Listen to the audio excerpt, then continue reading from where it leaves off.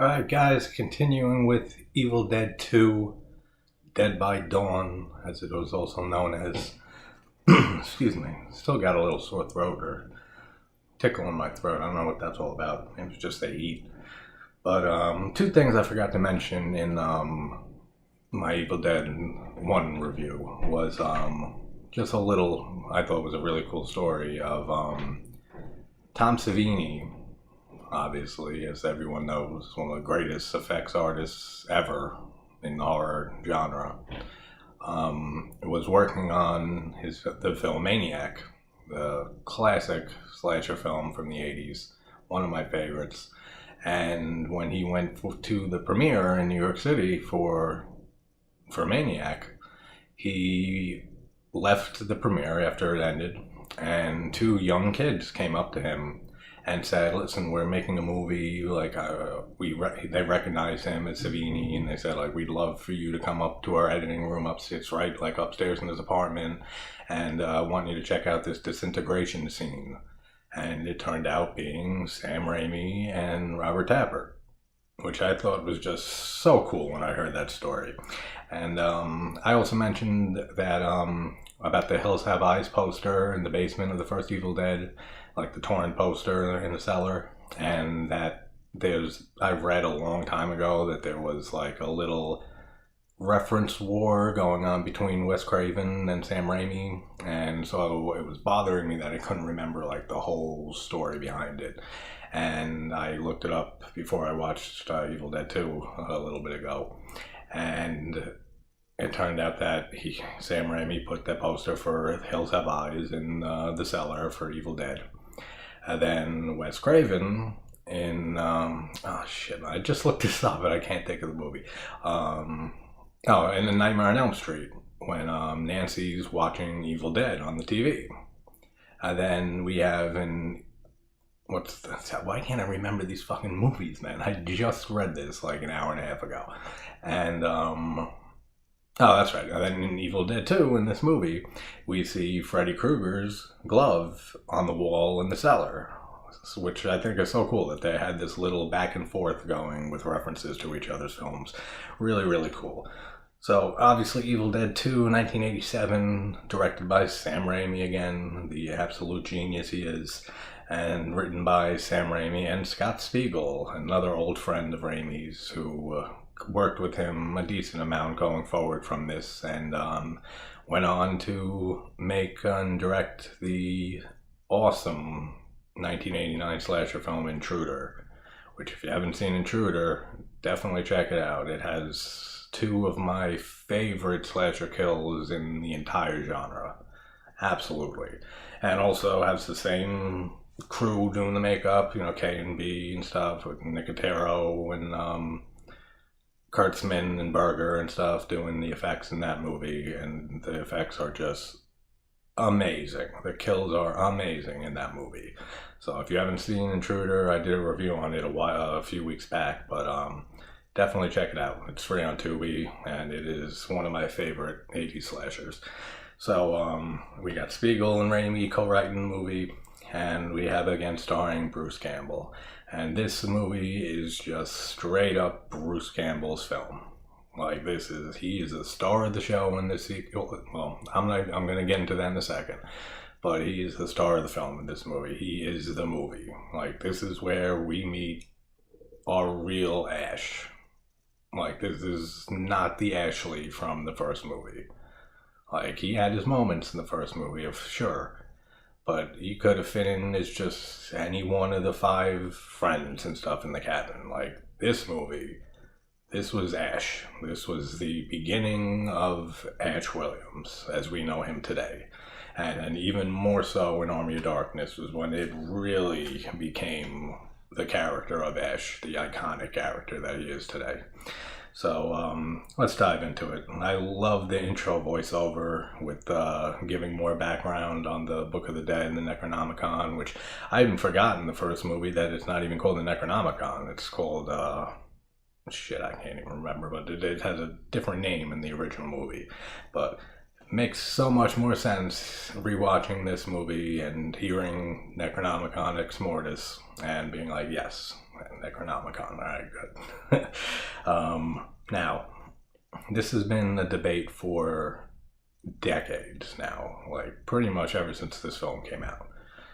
Is this a sequel or a remake to or of the original Evil Dead? This is a fucking remake. This is an updated version of the original that Raimi just probably wanted to do more of what he wanted in the first film, but didn't have the budget and everything, and wanted to inject a lot more comedic elements into it. It makes no sense being a sequel. It doesn't. It makes no sense at all. Like, the fact that Ash would go through what he went through at that cabin with his four friends, his girlfriend, sister, and his friends, seeing all that shit happen and hacking up body parts and everything, hacking his friends to death, and then coming back to the cabin with another girlfriend named Linda and replaying the tape that summons these demons, which he knows all about already, and it makes no sense. It makes absolutely no sense at all.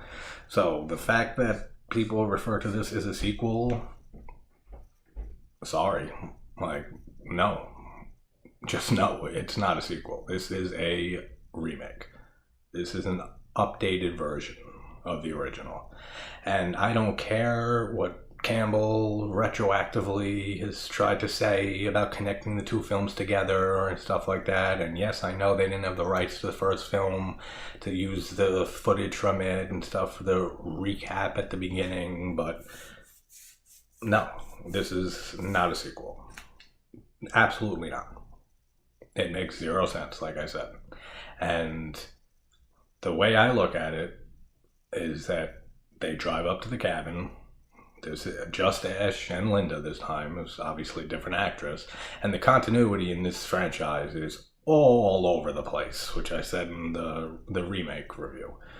All over the place. And I am big on continuity and attention to detail and stuff. Like, it annoys me most of the time when continuity is broken in sequels and throughout franchises and everything like that. But this is one of my favorite franchises of all time, so it really doesn't matter at all to me about the continuity and everything, and the rules of how the whole demonic possession works, and how people become deadites, and how to just get rid of them and cleanse them by dismemberment or by burial, and like all this shit like makes no sense and changes from film to film, and I do not care one bit. It is still absolutely amazing, this whole franchise. So apparently we find out that, let me go back to what I was saying. So like, they're driving up to the cabin, and then he plays the tape that summons, the demons and stuff like that, which possess Linda. And this is the whole recap at the beginning is just condensing the very beginning of this film to make it real short, and then continue on with the rest of the movie. He plays the tape, she ends up getting possessed, he has to kill her, and then he gets attacked and turned into a demon temporarily, and then the rest of the movie continues from there. Like, I won't hear anything else about it. Like, everyone's entitled to their opinion, like I always say, but I won't hear anything else about the matter. I won't. This is a remake, or an update, or whatever you want to call it. Ash is a great pianist, apparently. He is a great piano player. When we hear him playing piano for Linda in the beginning, never would have thought that, like, with Ash. But apparently he's a very talented piano player. We have the shot of Ash being thrown, like, which, as I said, people think is the continuation right from the end of the first movie, of him being just thrown and flipped around and everything for, like, so far into the woods. And man, like I said in the first movie, the review for the first Evil Dead, he went through hell. making this sequel, man. So, see, there I go again. I can't fucking not say sequel because it's just so used all the time that this is a sequel. But whatever. This film, he went through absolute hell. And I said in the first Evil Dead review, I said that this guy, and especially for Army of Darkness also, but especially for this and Army of Darkness, Bruce Campbell deserves an award for the most painful, the most pain-enduring horror acting ever. Like, he just, and Raimi just loved torturing the shit out of his best friend, man, which is so great. And with that whole shot with him flipping around and stuff, they had to like find like a mile or two of just straight road, and they had this whole rig set up and stuff that Bruce was harnessed to, like to the back of a crane or something, and it was rigged to like rotate and flip him around and everything like that, and just amazing, man. Like I said in the first movie, I'm not going to keep repeating it that much, but absolute genius Raimi is. And just right from the beginning with the first Evil Dead, just the way this man has every shot and camera angle and everything just pre-planned in his mind before even going near the set is absolute brilliance. It really is. Then we get apparently the son casts out the Deadites. Like, this is what I mean with the rules always changing and stuff. Like, this is the only movie I think I have to rewatch Army of Darkness. But no, there's a lot of fucking sunlight in Army of Darkness, so that don't make sense. But this is the only film that apparently, you know, daylight and stuff will expel the Deadite from whoever's possessed by them. I don't know. That doesn't make sense to me at all. But like, again, what are the rules? I don't know. Unbelievable. But I love how the bridge is bent, like the way that it's just bent backwards and everything, like compared to the first movie when it's just broken and stuff like that. And in the remake when it's just like washed out, like this is just like complete, it looks demonically destroyed. Like how it's just like curled back and everything, the beams and everything on it. Such an awesome shot. Really, really cool. The POV tracking shot through the cabin that goes like all the way through the cabin following Bruce and everything, that one long shot of the POV and everything, absolutely unreal. Like I said, like again, every shot in this movie, just like the first one, excellent, absolute brilliance. Every shot, every frame, every camera angle, all the Dutch angles, all the camera tricks, just everything. The sound design, Campbell's performance, obviously, the special effects and everything, which look much better than the first film. Even all the more stop motion that we get, animation, looks great and just fits with the tone of the film, like so well. Like we got some stop motion animation at the end of the first one with the two of them at the end disintegrating and everything like that, which looked great. And like I said, there's a lot of movies in that time period that were still using some stop motion. I mentioned Basket Case with Belial and everything, and how it really makes those scenes in that movie look just a little bit extra unique and have charm to them, and just even kind of makes it even look more creepy. Like, I love stop motion animation when it's used right. Really, really cool. And then we get more of it in the scene here when Linda comes out of the grave with missing her head and everything and starts dancing, and then her head rolls through the woods and back onto her neck and everything, and she's dancing around the woods and stuff, all stop motion, and it looks so creepy and so just weird and fits the whole possessed and demonic, concept and stuff, premise of the movie. Absolutely awesome.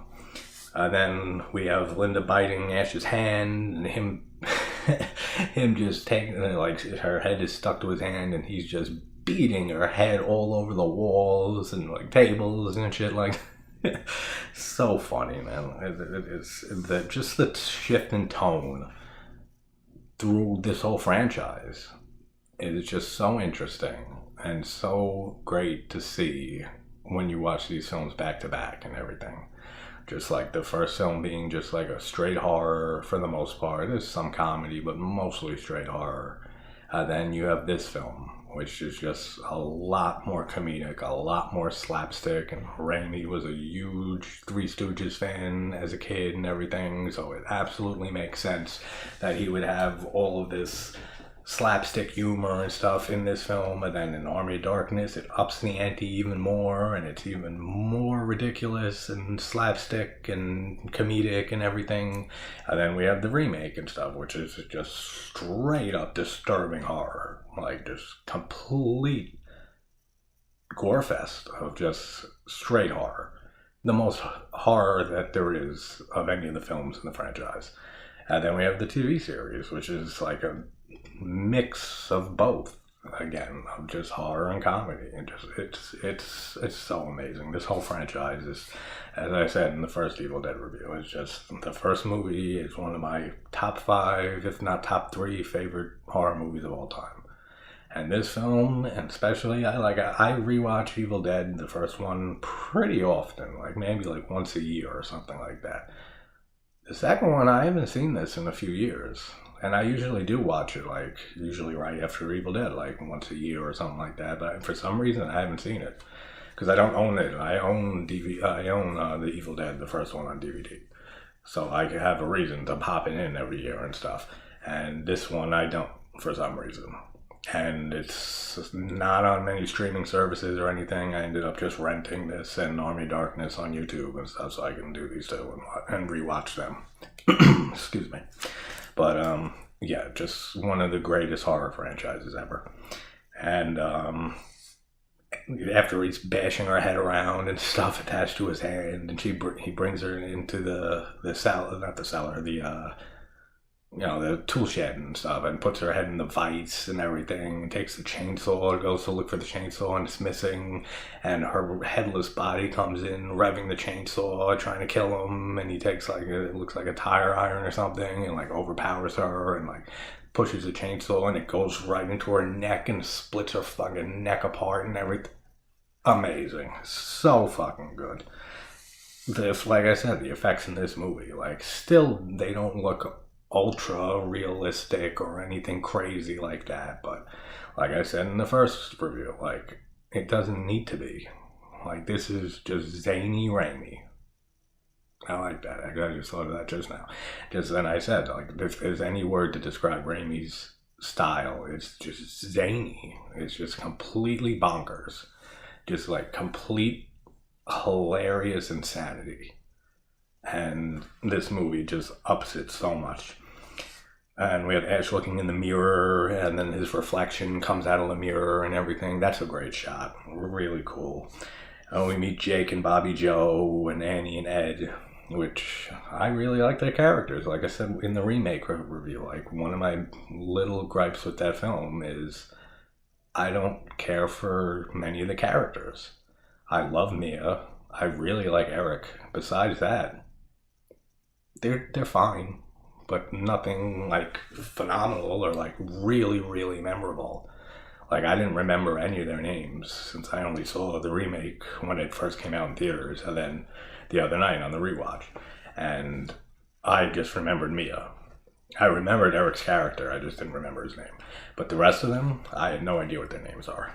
Which just, that always lends credence to how memorable a character is, or a set of characters are for me. But same with this movie, Jake and Bobby Joe and Annie and Ed, and obviously Ash and stuff, like, and Henrietta and stuff, like, everything. So memorable. Just amazing. And the acting, like in the first movie and stuff, nothing great, but again, it works. It just fits the film. Like, anything that would be considered subpar or like not amazing or like nothing up to par with the greater films and stuff like that throughout this franchise, it doesn't matter because it just fits the film so well. Like the gore in the first movie. And like the makeup of the Deadites and stuff like that, especially, like I said, Linda, how she looks like just like a clown, basically. But it just works. because we don't know what these deadites look like or what they can change into or anything like that. And I said the same thing with the gore and stuff. Like most of like the gore of like being stabbed, like it's like when they're human and stuff, looks pretty good. The ankle stab and everything like that.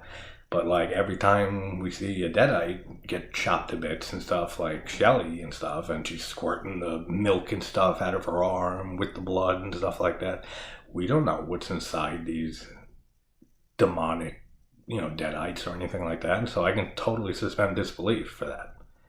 Like, and you guys know if you've been watching my channel at all and stuff, I pick apart a bunch of stupid things and little silly observations and stuff like that, but I just can't for the first movie and this movie too, like the whole franchise basically, except the remake. I had a little field day with that the other night, but it just makes sense. Like it all just fits. And even like I said in the first movie, he just threw everything at the wall and it all stuck perfectly. And he did the same thing with this movie. He threw even more at the wall and it all stuck perfectly. Raimi is such a fucking genius, dude. He really is. And then we get the infamous hand possession scene and fucking Ash's dealing with his possessed hand and breaking plates over his face and just smacking himself all over the place and flips himself over and being dragged across the floor by his hand and everything. Just amazing. It's so great, so hilarious. And then when he just chops his hand off with the chainsaw and everything, it's just hilarious and just fucking brutal, man. Like, imagine just like having to severing your hand off with a chainsaw. Like, no, is the answer. No, I cannot imagine. But let's see, like the whole sequence with the hand afterward and stuff when he's trying to kill it, and the famous scene with the flipping them off and stuff, and then running into the wall, and then him trying to shoot it with the shotgun and everything, and then just the gallons of fucking blood that comes just from shooting this little hand. Or, I mean, it could be as well. It's just, the whole cabin is possessed, basically. So it could just be that, because we see blood coming out of, like, other holes in the walls and stuff like that he tried shooting through. But the way I always saw it was that he shot this hand, and it's just gallons and gallons of blood just shooting all over his face and everything. And that's just pure Raimi, man. Just the over-the-top, completely overboard of blood and gore, like even in Drag Me to Hell, which I love to death too, that movie. A little CGI heavy, but that was his return to horror. And I'll definitely be reviewing that soon. I love Drag Me to Hell. And just the whole scene when Christine's in the bank and she gets the nosebleed and stuff, and she's like touching her nose and trying to stop it, and then it just not even just like it sprays the fuck out. Like it's just like so much blood that just like you don't have that amount of blood in your nose like to be coming out from a nosebleed. It's just pure Raimi. It's just pure amazingness, and it is just pure genius. It really is.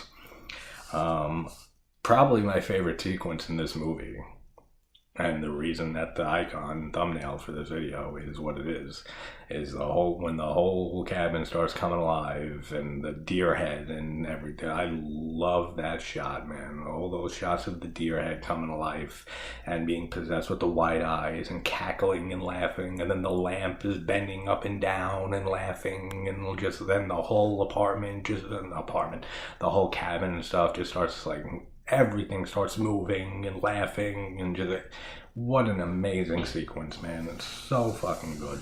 Just my favorite sequence in this movie by far. And there are so many great sequences in this movie, but that whole scene right there, absolutely my favorite in this film.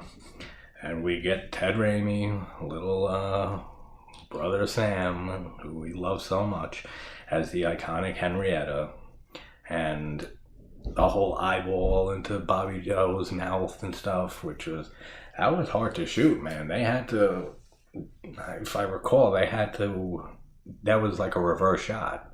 So they had like the eyeball on like a stick or something like that, and it was in her mouth, and then they pulled it out, And she had to actually like act backwards and stuff. Like once the eyeball came out, she had to pretend like it was coming towards her and stuff. Then they reversed the shot, and when it came into her mouth and stuff, then they got the shot that they got, that's hard to do, man. Like to act backwards like that. And Bruce is amazing at doing that too. Like he's amazing at doing like backwards acting and stuff like that. Kind of like Michael Anderson, the dwarf from Twin Peaks. How he just had a natural ability to speak backwards, and would teach the other cast members how to speak backwards, and then they would reverse that to get the weird, surreal, phrasing of words and stuff when in the Red Room and everything like that in the Black Lodge. Similar, it always reminds me of that. And just the whole design of Henrietta is just amazing, and the way that Ted just plays off of that and plays that character, so good. So good. And Henrietta is absolutely iconic at this point. Like probably my favorite demon in this whole franchise. Favorite Deadite in the whole franchise. By far. So good. And then we get Ed's possession and his little line and stuff with Dead by Dawn and everything, which is why this was also known as Evil Dead 2 Dead by Dawn and everything.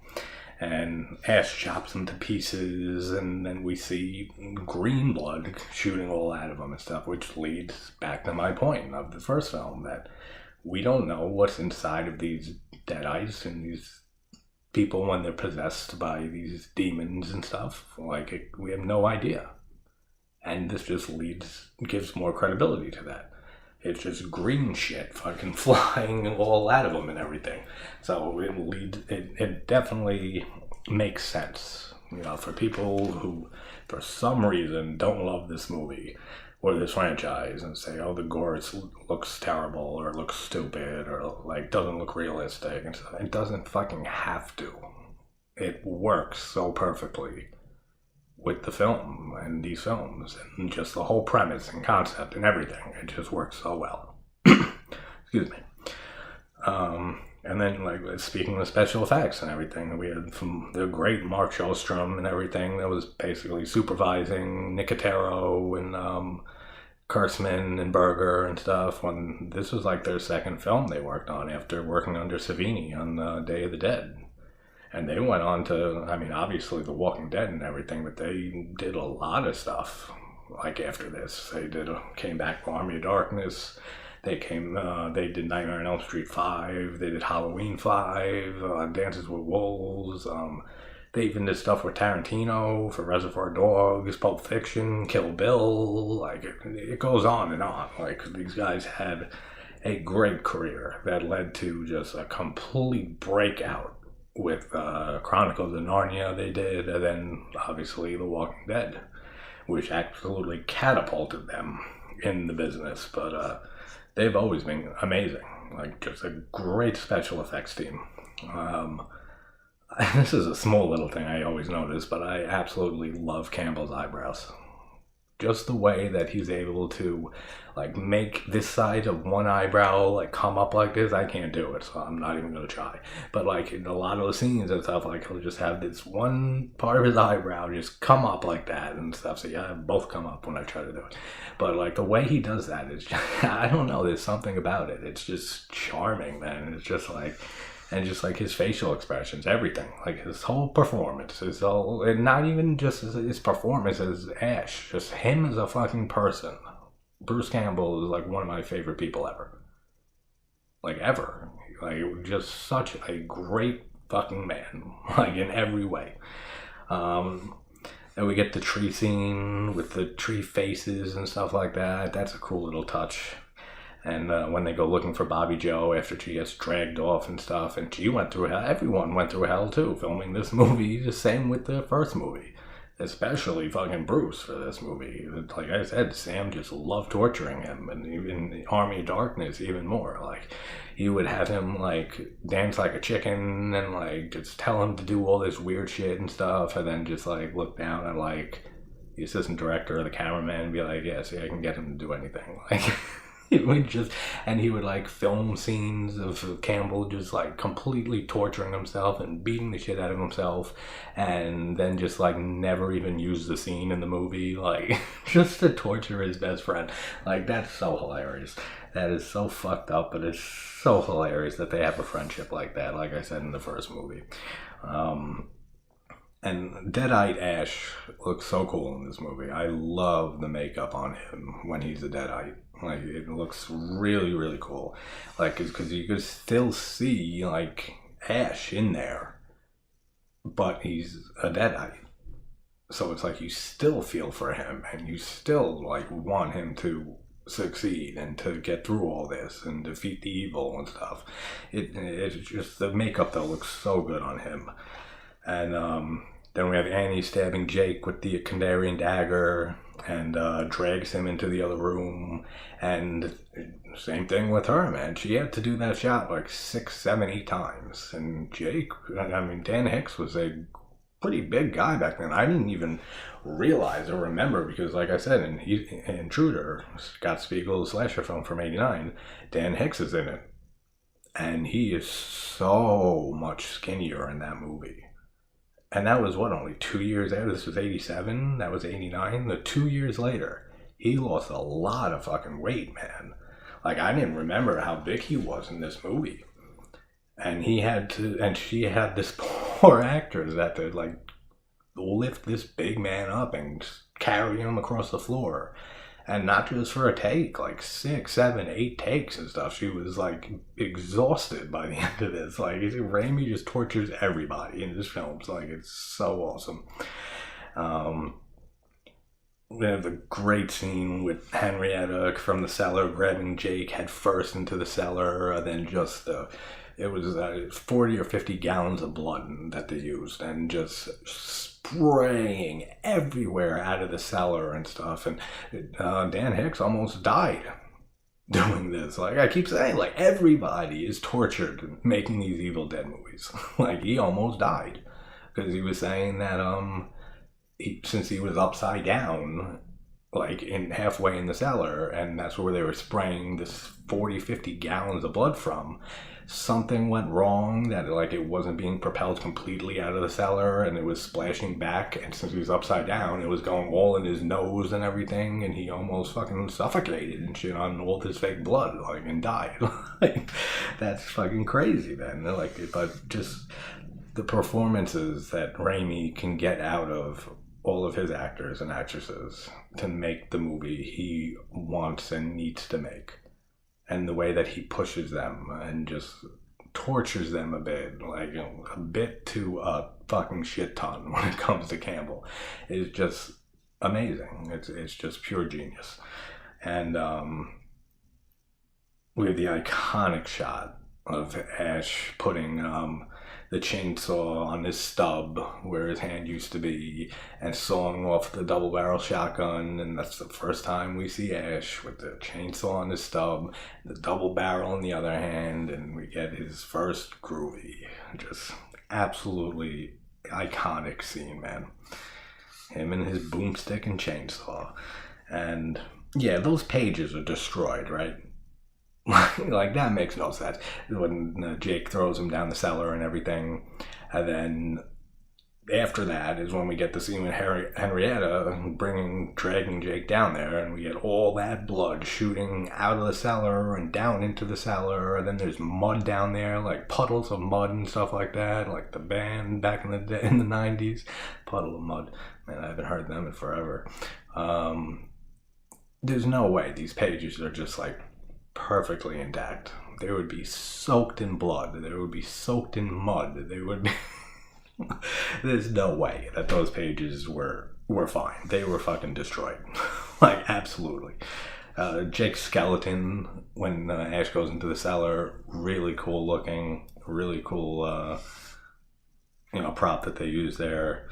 And of course, like I said, the pages are completely fine and readable and everything, especially when these pages are from the Necronomicon and they're written in blood. Then they're being like soaked with blood. I don't know. That just doesn't make sense to me. And then we get Henrietta twirling above Annie while she's grabbing her hair and everything, and floating above her and twirling around and shit. And then just the stop motion animation, man, of her neck elongating and stuff into just like that long ass neck with the face on the end. Oh, it's so fucking good, so good.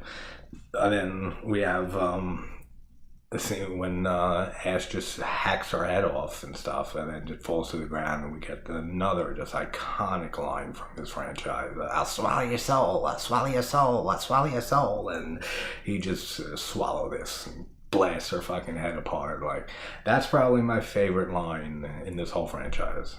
Henrietta doing "I'll swallow your soul," like probably my favorite line in the whole franchise. It's so infamous. It's so often quoted. It's so iconic. Just amazing. Then we get the shot of the physical embodiment of this evil and stuff, and coming through the door, and the trees are breaking into the cabin and everything, and like we see Ash's reaction, and the flowers just melting behind him.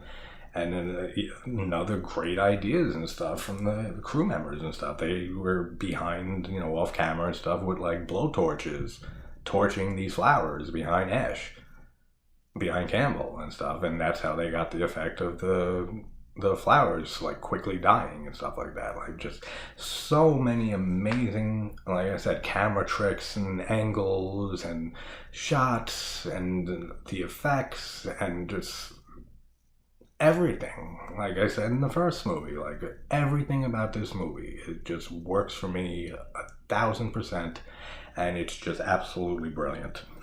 And then he puts the chainsaw in the demon's eye, and then again, like leading to back to my point earlier about not knowing what's inside of these things and stuff, and the blue substance and blood or whatever starts squirting out of the eye and everything. Again, we don't know what's inside these things, and the gore just works because of that. Like, it doesn't have to look crazy realistic or anything. It just works with the whole idea of these being ancient Kandarian demons, which we have no idea what they're capable of or what they are full of or made of or anything like that. It just works so well. And then we have the ending with the rift opening after Annie manages to read the second incantation before she she dies from getting Bruce's hand still on the loose with the Kandarian dagger in her back. And we get the rift open, sucks the car and the trees into the rift and the demon and everything, and we have Bruce, Ash gets sucked in as well, and just ends up in the Middle Ages with the knights and everything around him that think like he's a Deadite and they want to fucking kill him. And then we get that really cool, like, bat-looking Deadite demon and stuff flying, and I keep saying Bruce, like, I can't think of him as just anything but Bruce Campbell, man. Like, but Ash just picks up his shotgun and just blows this thing's fucking head off. And a great prop too is that whole flying demon and everything, and the animation for it. So really, really cool. Then he just gets hailed as the hero, that's mentioned in the Necronomicon. The hero will fall from the sky and defeat the evil and stuff, and just hail the guy from the sky who's going to save us and everything. And Bruce is just Ash is just completely like, no, I'm not the hero, no. And just amazing, man. And then I also think it's interesting that they call them Deadites back then. So like, this must be in the Necronomicon. They're called Kandarian demons on the tapes that we hear in the first and this movie. So the term Deadite must be in the book, right? Because this is 1300 AD or something like that. 13th century, something like that, in the Middle Ages, and they refer to them as Deadites. So I always thought that was interesting, and yeah, they just hail him as the hero and just hail to the king, baby, and just what an amazing fucking movie. As I said, like, I go back and forth between this one and the original as just being just absolutely brilliant in every way, just from the performances, especially, you know, Campbell and stuff, and just what he puts himself through for these movies, to all of Raimi's genius, the camera work, the angles, every fucking frame, and the effects, the atmosphere, the sound design, just everything is phenomenal about these movies. And it's been such a pleasure rewatching them, and I can't wait to watch Army of Darkness. I will be watching that in a little bit, and I will have the review up for that and discussion for that up a few hours a little later tonight. But thanks again for watching, and I will see you guys soon.